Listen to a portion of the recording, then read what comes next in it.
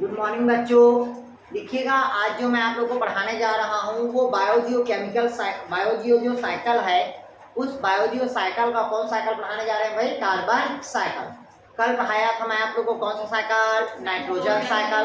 Nitrogen cycle का मैं आप लोग को बता दिया था कि एटमॉस्फेयर में अधिक मात्रा में क्या रहता है भाई? नाइट्रोजन होता है। कितना प्रतिशत बताया था? तो 78%। फिर नाइट्रोजन का जो साइकिल होगा कितनी अवस्था में पूर्ण होगा बोला था? 4। पहला बताया था आप लोग को नाइट्रोजन का फिक्सेशन। नाइट्रोजन का फिक्सेशन कितने प्रकार के बताया था? 2 प्रकार के। पहला एनारोबिक और दूसरा क्या होता है? एरोबिक। क्लियर हुआ? फिर उसमें बताया था, फिर उसमें 2 फिक्सेशन होता है। पहला होता है फिजिकल और दूसरा क्या होता है? Biological physics. क्लियर हुआ?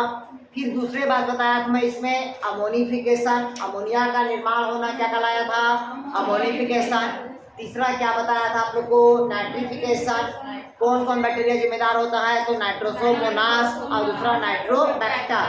तो नाइट्राइट बनाने के लिए कौन होता है? नाइट्रोसोमोनास। और नाइट्रोबैक्टर क्या होता है? नाइट्रेट बनाने के लिए होता है। तो प्लांट बॉडी नाइट्रोजन को किस रूप में ग्रहण करता है? नाइट्रेट के रूप में ग्रहण करता है। फिर चौथा बताया था आप लोगों को, क्या बताया था? डीनाइट्रिफिकेशन बताया था, जिसमें से बैसिलस नाइट्रोफाइन बैक्टीरिया बताया था। क्लियर है तक के? फिर आज जो आप लोग को पढ़ाने जा रहे हैं वो कौन सा टॉपिक है भाई आप लोग का? Carbon cycle. तो सबसे पहले समझिएगा, कहता है कार्बनिक जितने भी जो कार्बन है वो सभी जीवों में कार्बनिक पदार्थ के रूप में क्या होता है? विद्यमान होता है। सभी जीवों के शरीर पे कार्बन क्या होता है? विद्यमान होता है। और कार्बन कहाँ प्रेजेंट होता है तो पता होना चाहिए। जैसे कार्बोहाइड्रेट हो गया, प्रोटीन हो गया, फैट हो गया, लिपिड हो गया, इन सभी में क्या पाया जाता है भाई? कार्बन पाया जाता है। क्योंकि आपको पता है कि कोई भी जीवों का जो प्रोटोप्लाज्म होता है, जीव द्रव्य बोलते हैं जिसको, वो कार्बन, हाइड्रोजन, ऑक्सीजन और नाइट्रोजन, इन 4 तत्वों से मिलकर बनता ही है। कौन कौन सा तत्व होता है भाई? कार्बन, हाइड्रोजन, ऑक्सीजन और नाइट्रोजन। इन चारों तत्व से क्या मिलकर बनता है? जीव द्रव्य का निर्माण होता है। तो इन चारों में हमारा क्या है? कार्बन भी है। इसी कारण कहा जाता है कि सभी जीवधारियों के शरीर में क्या पाया जाता है भाई? कार्बन पाया जाता है। क्लियर है तक के? फिर कहता है, फिर कुछ एबायोटिक कंपोनेंट्स होते हैं जैसे कि चूना, पत्थर, इन सब में भी क्या रहता है? आपका कार्बन की मात्रा होती है। और ये जो कार्बन को कौन एब्जॉर्ब किया? प्लांट बॉडी करता है। तो कार्बन को प्लांट बॉडी किससे एब्जॉर्ब करता है? तो कार्बन डाइऑक्साइड से। जैसी कार्बन डाइऑक्साइड को एब्जॉर्ब करता है तो प्लांट बॉडी कार्बन को क्या करेगा? यूज कर रहा है। और ऑक्सीजन को क्या कर रहा है? वो रिलीज कर रहा है। किसके दौरान कर रहा है? तो ये फोटोसिंथेसिस के दौरान। क्लियर है? अब जैसी फोटोसिंथेसिस हुआ, जैसे फोटोसिंथेसिस का परिभाषा आप लोग को पता होना चाहिए, 6CO2 12H2O प्लस क्या होता है भाई? प्लांट बॉडी में क्या रहता है आपका? क्लोरोफिल सनलाइट की प्रेजेंट में C6H12O6 carbohydrate plus 6O2 plus 6H2O, मतलब क्या कहता है भाई? इसमें ऑक्सीजन भी निर्माण करता है और जल का भी क्या करता है? निर्माण करता है। क्लियर हुआ? ये प्रकाश संश्लेषण क्या हो गया? परिभाषा है। क्लियर हुआ तक के? तो अब कोई भी प्लांट बॉडी, अब भाई मान लीजिए किसका निर्माण हुआ प्लांट बॉडी में? कार्बोहाइड्रेट का। इस कार्बोहाइड्रेट को कोई भी शाकाहारी जंतु खाएगा। जब शाकाहारी जंतु खाएगा तो वो शाकाहारी किसमें गया? कार्बन। फिर शाकाहारी को कौन खाएगा? मांसाहारी। फिर मांसाहारी को कौन खाएगा? सर्वाहारी। फिर सब का क्या हो जाएगा? डेथ हो जाएगा। क्या हो जाएगा भाई? डेथ हो जाएगा। डेथ होगा तो सब कहाँ जाएगा? माइक्रो ऑर्गेनिज्म उसको क्या करेगा? डिकम्पोज करेगा। जैसी माइक्रो ऑर्गेनिज्म डिकम्पोज करता है तो पूरा प्लांट बॉडी उसको क्या करेगा? एब्जॉर्ब करेगा। और हम जो नाक के थ्रू छोड़ते हैं कार्बन डाइऑक्साइड, श्वसन के दौरान छोड़ते हैं ना, वो सब कार्बन डाइऑक्साइड को कौन एब्जॉर्ब करता है? प्लांट बॉडी करता है। और सबसे अधिक मात्रा में जो पौधा अगर कार्बन डाइऑक्साइड लेता है तो केवल 3 पौधा है जो अधिक मात्रा में कार्बन डाइऑक्साइड को एब्जॉर्ब करता है। क्लियर है? कितने पौधे कार्बन डाइऑक्साइड का एब्जॉर्ब करता है? तो 3 पौधा ज्यादा। पहला पीपल करता है, दूसरा बरगद करता है, तीसरा तुलसी और नीम भी करता है। ठीक, जो कार्बन डाइऑक्साइड को अधिक मात्रा में क्या करता है, एब्जॉर्ब करता है। अगर जिम्नोस्पर्मी की बात करें तो जूनिपेरस और पाइनस करता है, कौन करता है, जूनिपेरस और पाइनस। जितने भी बड़े बड़े जो प्लांट्स होते हैं वो कार्बन डाइऑक्साइड को अधिक मात्रा में क्या करते हैं, एब्जॉर्ब करते हैं। क्लियर हुआ था क्या? इसी कारण इन्हीं तीनों चारों पूजा पेड़ का क्या होता है, पूजा होता है। कल किए होंगे आप लोग बट पूजा, क्लियर है? तो तुलसी का होता है, बरगद का होता है और पीपल का, क्योंकि इसी को एथिनोबॉटनी में क्या कहा जाता है, भगवान कहा जाता है, जो 24 आवर क्या करते हैं, ऑक्सीजन रिलीज करता है। क्लियर होता क्या? डाउट कहीं पास यार? अब कहता है ये जो कार्बन साइकिल होगा, ठीक, अब ये डिकम्पोज करने का काम कौन करता है, माइक्रो ऑर्गेनिज्म करता है। फिर ये साइकिल क्या होगा, चलता रहेगा। और कार्बन डाइऑक्साइड का सोर्स बहुत ज़्यादा है, कोयला है, पेट्रोलियम है, ठीक, और ये साइकिल क्या होगा भाई आपका, चलता रहेगा। तो कार्बन साइकिल से ज़्यादा क्वेश्चन नहीं आता यार, आया समझ? जो क्वेश्चन आता है वो केवल नाइट्रोजन साइकिल से आता है।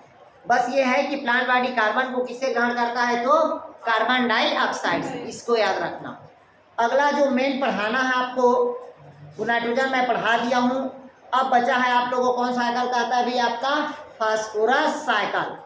कौन साइकिल कहता है भाई, फास्फोरस साइकिल। तो हेडिंग डालेंगे आप लोग फास्फोरस का साइकिल।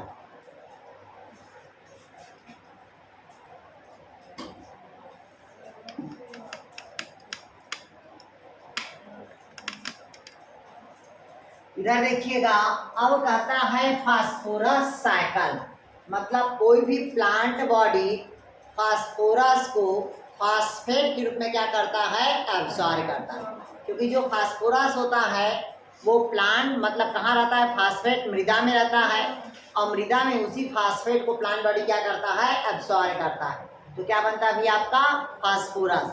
क्लियर हुआ? तो सर हम देखिए लिखा है यहाँ पास से फास्फेट इन सॉइल, मतलब मृदा में फास्फोरस किस रूप में है, तो फास्फेट के रूप में है। क्लियर है? अब कोई भी प्लांट बॉडी क्या करेगा, फोटोसिंथेसिस करेगा, तो वाटर को क्या करेगा, एब्जॉर्ब करेगा। तो ये वाटर में क्या होता है, घुलनशील होता है, और घुलनशील होने के कारण प्लांट बॉडी फास्फोरस को किस रूप में ग्रहण किया, फास्फेट के रूप में। कौन ग्रहण किया, प्लांट बॉडी। अब प्लांट बॉडी को कौन खाता है भी, आपका प्लांट बॉडी का क्या होता है, डेथ हो जाता है, या प्लांट बॉडी को कौन खाता है, कंज्यूमर खाता है। कौन खाता है, कंज्यूमर। तो कंज्यूमर की बॉडी में कौन आएगा, आपका फास्फेट आया। इसी कारण आपके शरीर में जो फास्फोरस है, फास्फोरस मतलब समझते हो, हड्डी, ठीक, उसका जो निर्माण होता है वो कहाँ हो रहा है, फास्फोरस से हो रहा है, फास्फेट से हो रहा है। हम किससे प्राप्त करते हैं, प्लांट बॉडी से। क्लियर हुआ था क्या? तो ये कंज्यूमर में गया, कौन गया, तो फास्फेट। जैसे कंज्यूमर का क्या हो जाता है, डेथ होता है, मान लो कंज्यूमर का क्या हो जाएगा, डेथ हो जाएगा, या प्लांट का डेथ होगा, या एनिमल का डेथ होगा, सभी का डेथ हो जाएगा। तो एज ए फूड मतलब भोज्य पदार्थ के रूप में उसको कौन ग्रहण करेगा, माइक्रो ऑर्गेनिज्म करेगा। जो माइक्रो ऑर्गेनिज्म उस डेड सेल का क्या करेगा, डिकम्पोज करेगा। क्या करेगा भैया, आपका डिकम्पोज करेगा। अब घटक का काम करेगा। तो पुनः जो कंज्यूमर में है, जो प्लांट में है, जो फास्फेट है, जो फास्फोरस है, वो कहाँ चला गया, सॉइल पे चला गया। तो डिकम्पोज करने का काम कौन करेगा, माइक्रो ऑर्गेनिज्म। तो पुनः सॉइल में वो फास्फोरस के रूप में ग्रहण चला गया, तो फास्फेट के रूप में। क्लियर हुआ? अब कुछ ऐसे फास्फेट होते हैं जो कहाँ चले जाते हैं, समुद्र में चले जाते हैं, जो वापस नहीं आते हैं। अगर आते भी हैं तो मछली के सहारे से आते हैं। किसके सहारे आएंगे, मछली, क्योंकि समुद्र में बहुत सारे क्या होते हैं, मछली हैं, और समुद्र का जो फास्फेट होगा वो कहाँ जाएगा, मछली पे, और मछली को कौन खाएगा, मनुष्य खाएगा। तो उसके प्रति क्या होगा, मनुष्य को फिर वो फास्फेट प्राप्त होगा। लेकिन एक बार जब डीप में चला गया, समुद्र गहराई पे, तो वहां से फास्फेट का बाहर निकलना क्या होता है, मुश्किल हो जाता। तो वही बोला है इन डीप सी। अब समुद्री जब समुद्र मछली अगर निकालते हैं तब तो वो वापस आएगा, अगर वो डीप में चला गया तो वो फास्फेट दोबारा वापस नहीं आ सकता। फिर कहते देखिएगा, एक तो रहता है जैसे फास्फेट कहाँ रहता है, सॉइल पे रहेगा, वो सॉइल से कहाँ जाएगा, सैलो सी पे चला गया, ठीक, मतलब उथला हुआ समुद्री में चला गया, या कहाँ चला गया, वाटर रिजर्वायर पे चला गया, जहाँ पास जल क्या होता है, संग्रहित होता है। तो यहाँ से जो जल फास्फेट होगा वो कहाँ बन गया, धीरे धीरे वो चट्टान बन गया। क्या बन गया, चट्टान। तो ये रॉक में क्या हो गया अभी आपका, चट्टान। तो चट्टान में आपका क्या है, फास्फेट है। अब धीरे धीरे चट्टान का क्या होगा, इरोजन होगा, मतलब चट्टान धीरे धीरे क्या होगा, टूटेगा, और टूटने के पश्चात पुनः वो फास्फेट कहाँ जाएगा, तो सॉइल जाएगा, और सॉइल से प्लांट, और प्लांट से क्या होगा, एनिमल। तो ये साइकिल क्या होगा, चलता रहेगा। क्लियर है। बस याद रखना कि जो फास्फेट अगर समुद्र की गहराई पे चला गया तो वो वापस नहीं आएगा। बस ये टॉपिक बस याद रखना। अगर पूछा प्लांट बॉडी फास्फोरस किस रूप में ग्रहण करता है, तो फास्फेट के रूप में। आपके बॉडी के पूरे डीएनए आरएनए में क्या होता है अभी आपका, फास्फोरस होता है। जैसे मोलस्का है, कोरल है, ये सब में क्या होता है, फास्फेट का लेयर पाया जाता है। क्लियर है तक आप। तो ये हो गया आप लोग का फास्फोरस का क्या हो गया भाई, साइकिल हो गया। क्लियर है। इतना ही 2-3 साइकिल मेन माना जाता है। ठीक, तो मैं आप लोग को इकोलॉजी में पढ़ा दिया, इकोसिस्टम पढ़ा दिया, आप लोग को साइकिल बता दिया जो इम्पोर्टेंट है, जो पूछता है। और देख लेते हैं अगर कोई साइकिल होगा तो। चलिए लिखिए भाई, आप लोग हेडिंग डालेंगे बायो जियो केमिकल साइकिल। जब बायो जियो केमिकल साइकिल की बात करते हैं तो साइकिल कितना होता है, 2 साइकिल होता है। पहला होता है गैसेस साइकिल और दूसरा होता है सेडिमेंट्री साइकिल होगा। तो एक तरफ लिखिएगा गैसेस साइकिल। कौन साइकिल कहता है भाई, गैसेस, क्योंकि आपको लिखना है क्या, बायो जियो केमिकल साइकिल। कितना ग्रुप में बांटा, 2 ग्रुप में। पहला कौन होगा, गैसेस साइकिल, और दूसरा कौन होगा भैया आपका, सेडिमेंट्री साइकिल। तो लिखिएगा गैसेस में कौन कौन आता है। तो लिखिएगा गैसेस का नाम, carbon cycle, carbon cycle, nitrogen cycle, जल साइकिल, जिसको कहते हैं हाइड्रोजन साइकिल बोलते हैं इसी को, हाइड्रोजन साइकिल, और लिखिएगा ऑक्सीजन साइकिल। ये 4 साइकिल है जो गैसेस के फॉर्म में होगा। और सेडिमेंट्री साइकिल में लिखिएगा फास्फोरस साइकिल, सल्फर साइकिल, और एक और होता है जिसको कहते हैं, क्या बोलते हैं भैया अपन, कैल्शियम साइकिल बोलते हैं। ये 3 साइकिल है जो कौन सा होता है, सेडिमेंट्री होगा, बाकी सभी कौन सा होगा भैया आपका, गैसेस साइकिल होगा। बस इसको याद रखना, इधर देखिएगा, कोई भी प्लांट बॉडी कार्बन को किससे ग्रहण करता है, तो कार्बन डाइऑक्साइड से। अगर पूछा नाइट्रोजन, तो एटमॉस्फेयर से पौधा नाइट्रोजन को किस रूप में ग्रहण करता है, तो नाइट्रेट के रूप में। और हाइड्रोजन है तो किस रूप में ग्रहण करता है हाइड्रोजन को, तो जल के फॉर्म में। अगर पूछा ऑक्सीजन को कैसे ग्रहण करता है, तो ऑक्सीजन किससे प्राप्त होगा, तो जल से प्राप्त होगा। क्लियर हुआ, ये क्वेश्चन पूछता है। उसके बाद पूछा फास्फोरस, तो पौधा फास्फोरस को किस रूप में ग्रहण करता है, तो फास्फेट के रूप में। और सल्फर को पौधा किस रूप में ग्रहण करता है, तो सल्फेट के रूप में ग्रहण करता है। और कैल्शियम को पौधा किस रूप में ग्रहण करता है, तो कैल्शियम कार्बोनेट के रूप में, कैल्शियम कार्बोनेट के रूप में क्या करता है, ग्रहण करता है। आया समझ आ? ये क्वेश्चन कभी कभी पूछता है। ठीक,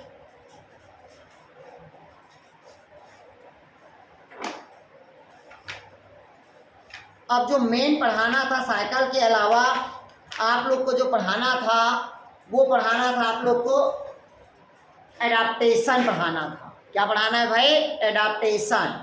तो एडाप्टेशन को क्वेश्चन लिखिएगा आप लोग, ये मेन है, मैं पहले बता रहा हूँ। एडाप्टेशन जहाँ से क्वेश्चन आपका आने का चांसेस रहता है भाई, कहाँ से रहता है, तो एडाप्टेशन से। जहाँ से पढ़ते हैं आप लोग जीरोफिटिक एडाप्टेशन, हाइड्रोफिटिक एडाप्टेशन। ठीक, तो हेडिंग डालिएगा एडाप्टेशन। एडाप्टेशन मतलब अनुक्रमण।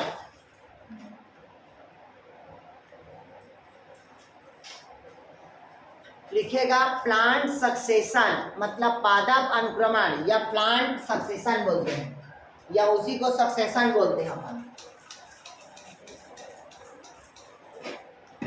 हेडिंग डालिएगा सक्सेशन। सक्सेशन मतलब क्या होता है? अनुक्रमण।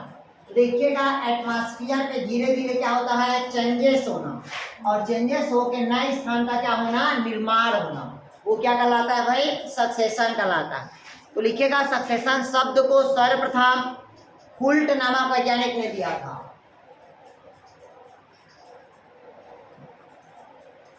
सक्सेशन शब्द को किसने दिया था? हुल्ट नामा। मतलब उसको पूरा नाम लिखना है तो लिख लीजिएगा स्वीडन के हुल्ट। स्वीडन के हुल्ट। अगर पूछा अनुक्रमण शब्द को किसने दिया था तो स्वीडन के हुल्ट नामक वैज्ञानिक ने दिया था। यार क्लियर है? लेकिन ओडम ने सक्सेशन को 3 पैरामीटर में बांटा था। ईपी ओडम ने कितना पैरामीटर में बांटा था? 3 पैरामीटर में बांटा है। अगर पूछा ईपी ओडम ने सक्सेशन को कितना पैरामीटर में बांटा है तो 3 पैरामीटर्स में बांटा है। अब वो जो 3 पैरामीटर्स होगा वो अलग अलग होता है, तो इन तीनों पैरामीटर्स को नाम लिखिएगा। अगर पूछा आपसे कि ईपी ओडम ने सक्सेशन को कितने पैरामीटर में बांटा है तो कितने पैरामीटर में बांटा है? 3 पैरामीटर में बांटा है। तो ये थ्योरी है, थोड़ा सा इसका नाम लिखिएगा। पहला लिखिएगा, देखिए विकास की प्रक्रिया है। लिखिएगा अनुक्रमण समुदाय विकास की प्रक्रिया है। मतलब ये कहता है कि सबसे पहले जो अनुक्रमण होगा वो समुदाय की विकास की क्या होती है? प्रक्रिया है। मतलब क्रमिक प्रोसेस होती है। लिखिए इसको सक्सेसिव प्रोसेस बोलते हैं। पहला क्या होता है? सक्सेसिव प्रोसेस होता है। सक्सेसिव प्रोसेस मतलब होता है क्रमिक विकास। मतलब धीरे धीरे उस स्थान पे क्या होता है भाई? क्रमिक विकास होगा। जैसे अभी आप लोग हो, आपके बॉडी में भी क्या होगा? सक्सेशन होगा, अनुक्रमण होगा। अभी वातावरण के प्रति आप लोग क्या हो रहे हैं? अनुक्रमण हो रहा है, एडाप्टेशन हो रहे हो। और हो रहे कि नहीं हो रहे हो यार? अभी देखो, अभी दुबली पतली हो तो बाद में क्या हो गए? मोटे हो गए। अगर मोटे हो तो क्या हो गए? दुबली पतली हो गए। जैसे यहाँ अगर मान लो जंगल है तो जंगल से क्या बन गया? तालाब बन गया। तालाब से क्या बन गया? जंगल बन गया। ये क्या हुआ? अनुक्रमण हो रहा है, सक्सेशन हो रहा है। जैसे आपको पता होना चाहिए बिलासपुर के आसपास में जितने भी तालाब हैं सबको पटा के वहां पास क्या कर दिए? बिल्डिंग बना दे रहे हैं। तो बिल्डिंग बन रहा है मतलब वहां पास क्या हो रहा है? सक्सेशन हो जा रहा है। हो रहा है ना यार सक्सेशन? यहाँ अनुक्रमण हो रहा है। तो उसी प्रकार से ओडम ने 3 पैरामीटर में बांटा, जिसमें से पहला क्या कहता है? किसी भी मतलब क्या कहता है? जो समुदाय का क्या होता है? क्रमिक विकास होता है। दूसरा लिखिएगा, लिखिएगा यह विकास भौतिक परिवर्तन के कारण होती है। दूसरा लिखिएगा, समुदाय का विकास। लिखिएगा समुदाय का विकास भौतिक वातावरण के अनुसार होती है। भौतिक वातावरण के अनुसार होती है। अगर पूछा कि अनुक्रमण का मुख्य कारण क्या है तो पहला क्रमिक का विकास होना, दूसरा भौतिक वातावरण में क्या होना भाई? विकास होना। मतलब विकास जो होगा वो भौतिक वातावरण के कारण होता है। तीसरा फैक्टर लिखिएगा, स्थायी समुदाय चरम बिंदु को प्राप्त करती है। लिखिएगा स्थायी समुदाय चरम बिंदु को प्राप्त करती है। मतलब सब क्या कहते हैं भाई? Stabilized community. मतलब एक स्टेबलाइज्ड क्या बन जाता है? कम्युनिटी का निर्माण हो जाता है। लिखिएगा स्थायी समुदाय चरम बिंदु का प्राप्ति होती है। मतलब चरम बिंदु मतलब अंतिम अवस्था, उसके बाद अब उसमें सक्सेशन नहीं होने वाला है। क्लियर है? जैसे कि मान लीजिएगा अभी आज तालाब है, तालाब का पहले क्या हुआ? धीरे धीरे तालाब के मिट्टी में पड़ते गया, धीरे धीरे पट गया, बराबर हो गया, फिर वहाँ पर समतली हो गया। समतल होने के बाद वहाँ धीरे से फिर क्या हुआ? बिल्डिंग बन गया, और बिल्डिंग होने के बाद उसकी एडाप्टेशन की क्षमता क्या हो गया? खत्म हो गया। मतलब वो अपने क्लाइमैक्स में अंतिम अवस्था में पहुँच गया। क्लियर में तक क्या? तो ये किसके अनुसार कहता है? ओडम के अनुसार। अगर पूछा ओडम ने कितने पैरामीटर्स दिया था तो 3 पैरामीटर दिया था। कितना पैरामीटर? 3 पैरामीटर। पहला, किसी भी स्थान का क्या होना भाई? क्रमिक विकास होना। दूसरा, विकास के लिए जिम्मेदार कौन होता है? भौतिक या वातावरण। तीसरा क्या कहता है भाई? ये स्थायी समुदाय का क्या हो जाता है? निर्माण हो जाएगा, मतलब अंतिम अवस्था होगा वो। क्लियर है? अब सक्सेशन लिखिएगा। सक्सेशन निम्न प्रकार का होता है। तो पहला सक्सेशन लिखिए इसमें,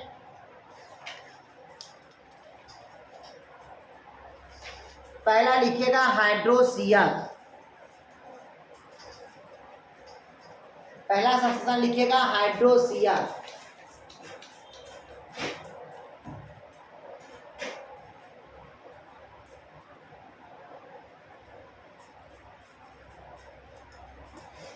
चलिए, तो मैं इसको लिखवा दे रहा हूँ और डायग्राम बना दे रहा हूँ। डायग्राम के थ्रू मैं आप लोग को समझा देता हूँ, है ना।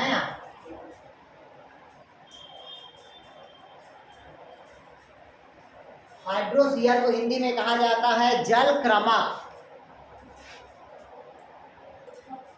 ध्यान से समझिएगा, ये कहता है हाइड्रोशियर कहता है। हाइड्रोशियर मतलब क्या कहता है? जल क्रमक। 2017 के सेट के एग्जाम में इस क्वेश्चन को पूछा था। ठीक, किसने पूछा था? सेट के एग्जाम में पूछा था, और वर्ग 1 के एग्जाम में 2014 पे पूछा था इसको। क्लियर है?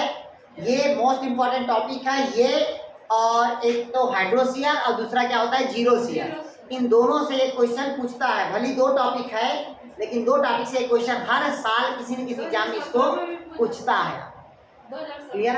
हाँ, मतलब पूछता है, मैं बता दिया हूँ आप लोग को। इसका स्टेप पूछता है। क्या पूछता है? स्टेप। देखिएगा, हाइड्रोशियर मतलब जल अनुक्रमण, मतलब जल में होने वाले जो सक्सेशन होगा उसे हम क्या कहते हैं भाई? हाइड्रोशियर कहते हैं। जैसे तालाब में होगा, पॉन्ड में होगा, समुद्र पे हो रहा है, झील पे हो रहा, ये सब क्या होगा? जल अनुक्रमण कहलाएगा। तो जब जल अनुक्रमण होगा तो ये कितने अवस्था में होगा? तो अलग अलग अवस्था होगा। तो इधर पहले समझ लीजिएगा, ये मान लीजिएगा तालाब है। ये क्या है? तालाब है। तो तालाब के जो गहराई पे पाए जाने वाले जो प्लांट्स होंगे, वो प्लांट क्या कहलाएगा भाई? आपका फाइटोप्लैंक्टन कहलाएगा। कौन सा प्लैंक्टन कहलाएगा? फाइटोप्लैंक्टन। मतलब जल के अंदर पाए जाने वाले जो पौधे होंगे वो कहलाएगा फाइटोप्लैंक्टन कहलाएगा। क्लियर हुआ? आ गया समझ? अब जल के अंदर जो भी पौधा पाएगा मतलब कौन रहेगा? वो हमेशा ग्रीन एल्गी रहेगा। मतलब कुल मिला के कौन रहेगा? आपका शैवाल रहेगा। आया समझ? तो जितने भी शैवाल रहे उसे हम क्या कहते हैं? फाइटोप्लैंक्टन। अब कहता है जो भी प्लांट्स होगा वो जमीन के, अब जमीन दलदल से उसकी जड़ क्या रहेगी? फंसे रहेगी। जल से क्या होगा? उसकी जड़ फंसे रहेगी। और आधा पत्ती कहाँ रहेगा? पानी के अंदर रहेगा, और आधा पानी के ऊपर पे रहेगा। पानी के कहाँ रहेगा? अंदर, और पानी के ऊपर। मतलब जड़ कहीं न कहीं मृदा से क्या रहता है? वो अटैच रहता है, जुड़ा रहेगा। जब जुड़ा रहता है तब उसको कहते हैं सबमर्ज्ड स्टेज। मतलब सबमर्ज्ड, आधा पानी में डूबा हुआ है और आधा पानी में ऊपर है, तब ये कौन सा अवस्था होगा? सबमर्ज्ड स्टेज कहलाएगा। तो एग्जाम्पल कौन होता है? हाइड्रिला, आपको पता होना चाहिए। दूसरा कौन होता है? यूट्रिकुलेरिया। यूट्रिकुलेरिया मतलब समझते हो? यूट्रिकुलेरिया मतलब होता है निपेंथिस ग्रुप का। जैसे जो इंसेक्टिवोरस प्लांट होता है ना, इंसेक्ट को खाता है, तो भैया इंसेक्ट को तभी खाएगा जब पानी के ऊपर रहेगा। नहीं है समझ? तो यूट्रिकुलेरिया। अगला कौन होता है? कारा। तो पता है आप लोग को कारा? कारा एक प्रकार है, क्या है? शैवाल है। और कारा का स्पेशल पर कैरेक्टर होता है, हमेशा फीमेल को क्या कहते हैं? ग्लोब्यूल्स बोलते हैं, और मेल को क्या बोलते हैं? कैप्सूल बोलते हैं। सॉरी, फीमेल को कैप्सूल बोलते हैं और मेल को ग्लोब्यूल्स बोलते हैं। क्लियर? ये कारा का स्पेशल कैरेक्टर हमें पहले बता दिए हैं भाई। तो ये सबमर्ज्ड हो गया। तीसरा कहलाता है फ्लोटिंग प्लांट। अब ये पानी का क्या है? सरफेस है। अब पानी के सरफेस में जो तैरने वाले जो प्लांट्स रहेंगे, पानी के सरफेस में क्या होगा? तैरने वाले जो पौधा रहेगा वो क्या होगा? Floating stage. तो देखिए ना, ऐसे हाइड्रिला तैरते रहता है, गौर किया होगा सारी। ट्रापा जाओ, ट्रापा मतलब सिंघाड़ा। दूसरा क्या होगा? एजोला। तीसरा क्या होगा? लेमना। चौथा क्या होता है? साल्विनिया। ये सभी पानी में क्या होता है? तैरते रहते हैं। हाइड्रिला भी है, सॉरी हाइड्रोजन है, क्या बोलते हैं, जलकुंभी की कॉर्निया। ठीक, तो वो क्या करता है, जल में फ्लोटिंग करते रहता है। तो पहला क्या बताया, फाइटोप्लैंक्टन, दूसरा क्या बताया, सबमरीन स्टेज, तीसरा कौन सा होगा, फ्लोटिंग स्टेज, मतलब जल के ऊपर में तैरने वाला। फिर सब उसके बाद फ्लोटिंग हो गया। फिर अगला कहता है देखिएगा रीड स्वैम्प अवस्था। क्या कहता है भाई, रीड स्वैम्प अवस्था। अब धीरे धीरे पानी क्या हो गया, सूख गया। अब सूखने के पश्चात अब वो कहाँ मिलेगा, कुछ पौधा जल में मिलेगा और कुछ पौधा स्थल पे, जो दोनों जगह पे सरवाइव कर सके। ऐसे पौधे को हम क्या कहते हैं, प्लांट बॉडी का एम्फीबियंस कहा जाता है, उभयचर कहा जाता है। कभी कभी क्वेश्चन पूछता है कि हाइड्रोस्फीयर पे कौन सी अवस्था को प्लांट एम्फीबियंस के नाम से जाना जाता है, तो कौन सा अवस्था होगा, रीड स्वैम्प स्टेज, इसको एम्फीबियंस कहा जाता है। मतलब जल में भी और स्थल पे दोनों जगह में सरवाइव करेगा। कौन सा प्लांट होगा, स्कैरपस, और क्या होता है, सुगिटारिया, क्या होगा भी आपका, सैगिटारिया बोलते हैं। क्लियर है।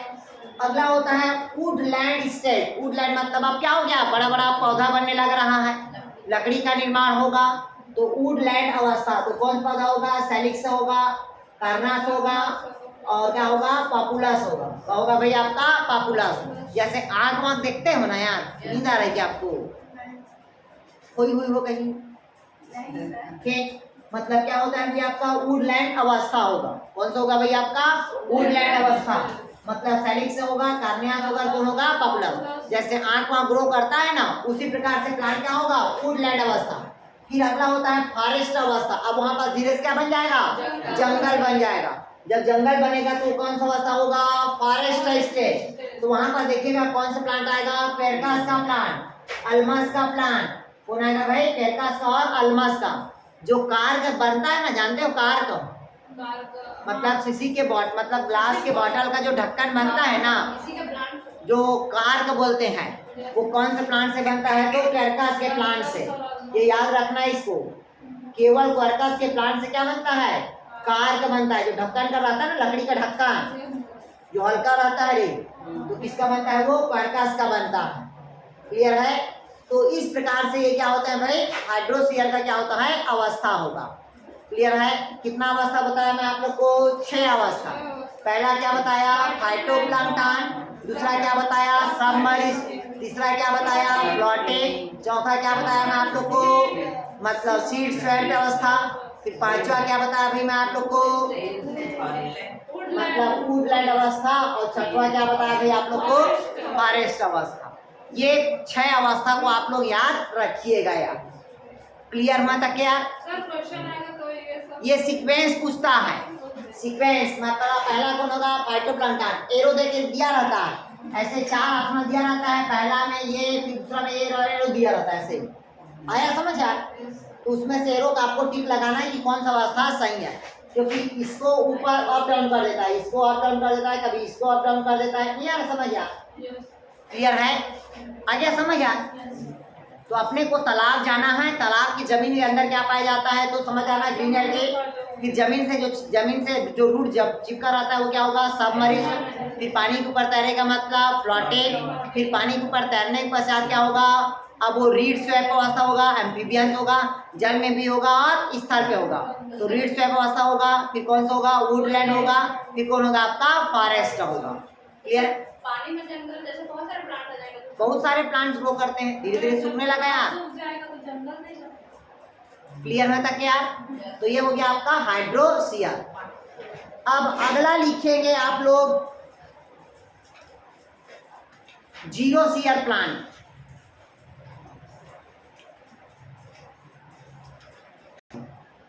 सबसे पहले कहता है जीरोस्फीयर। जीरोस्फीयर को हम क्या कहते हैं हिंदी में, मरुभ्रमा, या इसी को हम क्या कहते हैं, लिथोस्फीयर। मतलब कहता है चट्टानों पे होने वाले अनुक्रमण को हम क्या कहते हैं भाई, जीरोस्फीयर कहते हैं। मतलब किस जगह पे अनुक्रमण होता है, तो चट्टान पे, जहाँ पास राख रहता है, जहाँ पास ब्राउन सैंड रहता है, वहाँ धीरे धीरे क्या होना, परिवर्तन होना। तो वो परिवर्तन हमारा क्या कहलाएगा, जीरोस्फीयर कहलाएगा, या उसी परिवर्तन को हम क्या कहते हैं भाई, लिथोस्फीयर। तो ये कितने अवस्था में होगा, तो अलग अलग स्टेज होता है। पहला देखिएगा क्रस्टेज लाइकेन स्टेज। मतलब मान लो कहीं पास चट्टान है, क्या कहीं पास चट्टान है, पत्थर है, तो पत्थर की जगह पे कौन ग्रोथ करता है, लाइकेन, और उस पत्थर से चिपका हुआ लाइकेन रहेगा, चिपका हुआ रहता है, नाखून से भी स्क्रैच करने से नहीं निकलता, ब्लेड से स्क्रैच करने से नहीं निकलता, तब वो कौन सा लाइकेन कहलाएगा, क्रस्टेज लाइकेन अवस्था। इसी कारण कहा जाता है एयर पॉल्यूटेंट का इंडिकेटर कहा जाता है। जिस जगह पे गंदगी होगा उस जगह पे लाइकेन ग्रोथ नहीं करता, मतलब जहाँ पर साफ सुथरा रहेगा उसी जगह पे लाइकेन क्या करता है, ग्रोथ करता है। क्लियर हुआ? तो पहला कौन होगा, क्रस्टेज लाइकेन अवस्था, मतलब उस जगह पे जमीन से चिपका हुआ क्या रहेगा, चट्टान से चिपका हुआ क्या रहेगा, लाइकेन रहेगा।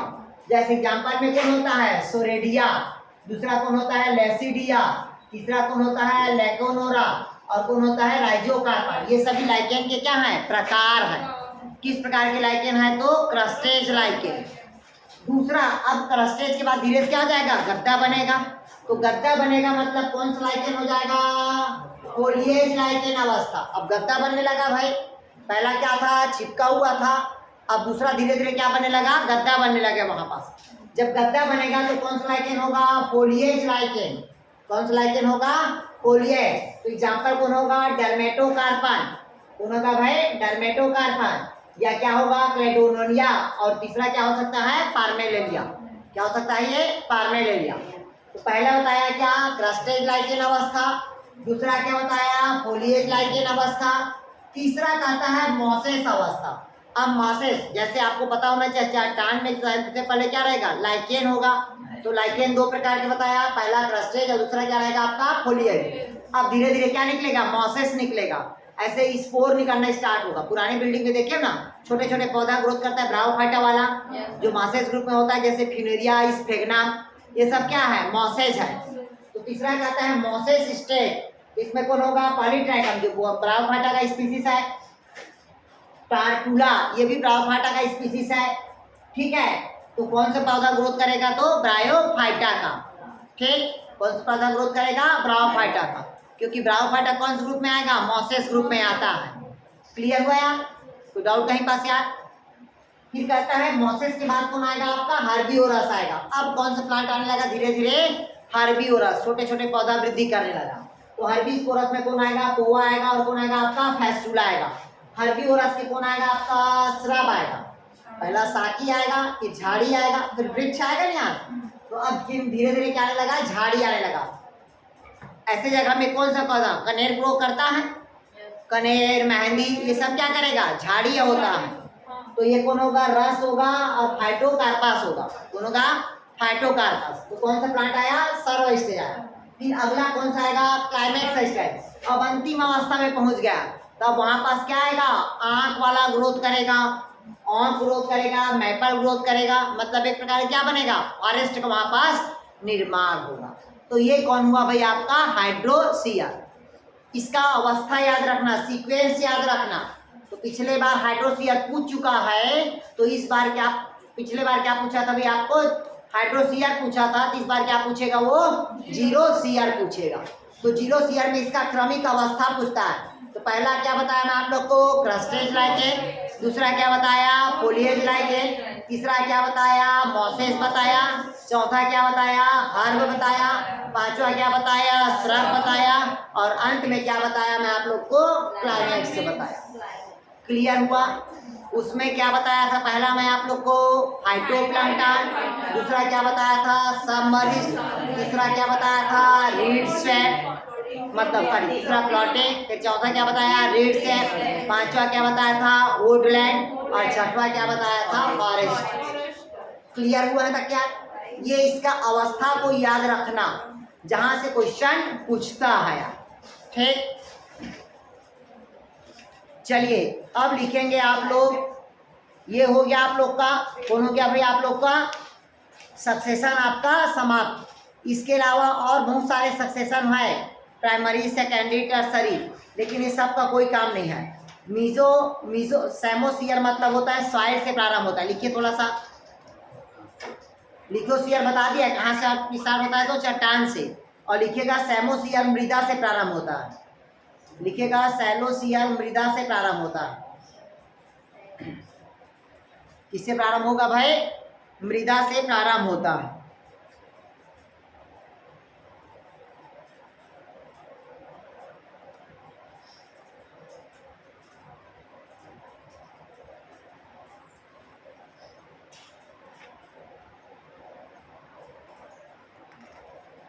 अब थोड़ा सा लिखिएगा सक्सेशन के प्रकार।